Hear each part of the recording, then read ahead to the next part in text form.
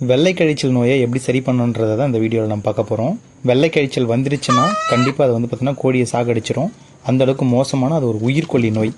இந்த கோழி நான் வெளியிலேருந்து வாங்கிட்டு வந்தேன். முட்டைக்காக வந்து பார்த்திங்கன்னா சோனாலி ஒரு 3 கோழிகள் வாங்கிட்டு வந்தேன். அதில் இந்த கோழிக்கு வந்து பார்த்திங்கன்னா அதிகமாக அந்த வெள்ளை கழிச்சலும் ப்ளஸ் வந்து பார்த்திங்கன்னா அதால் சுவாசிக்கவே முடியல, சளி அதிகமாக இருந்துச்சு. அதே சமயத்தில் கழிச்சலும் மோசமாக போயிட்டே இருந்துச்சு. இதுமாரி படுத்த படுக்கையாகவே இருந்துச்சு.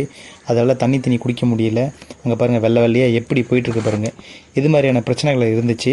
இதுக்கு வந்து நம்ம என்ன பண்ணுறோன்னா நம்மளுடைய கேராமனுடைய immunity booster and cough syrup, இந்த 2 மருந்து தான். 5 ml immunity booster, 5 ml cough syrup எடுத்து மூச்சு முட்டாமல் கொஞ்சம் கொஞ்சமாக நம்ம கொடுத்துட்டே இருந்தோம். அதே சமயத்தில் அதுக்கு வந்து பார்த்திங்கன்னா சளியும் அதிகமாக இருக்குது. நீங்கள் இந்த வீடியோவிலேயே நீங்கள் பாருங்கள்.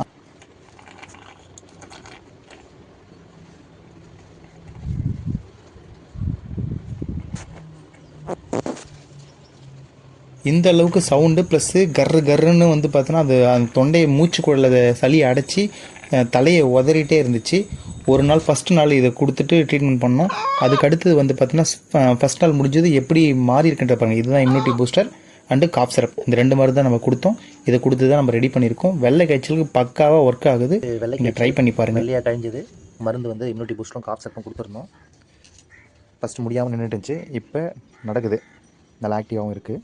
ஒரே நாளில் டிஃப்ரெண்ட் தெரியுது.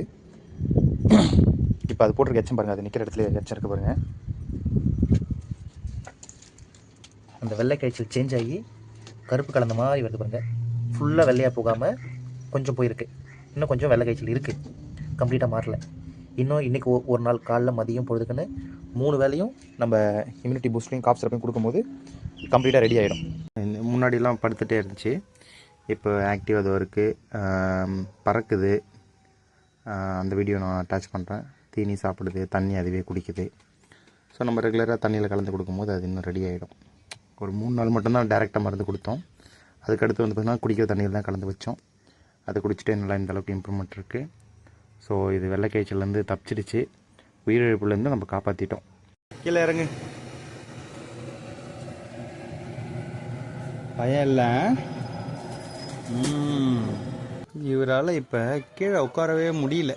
இந்த பெட்டைக்கோழி சரியாயிடுச்சு. ஸோ அதனால் மாடி மேலே தான் வச்சுருக்கேன். மேலே எடுத்து விட போகிறேன். ஸோ எடுத்தவொடனே தலைவனாக இருக்கான். இதுபோல் வெள்ளை காய்ச்சல் நோய் வந்துச்சுன்னா தனியாக வச்சு தான் ட்ரீட்மெண்ட் பார்க்கணும். சரியானதுக்கப்புறம் தான் பண்ணையில் சேர்த்து விடணும்.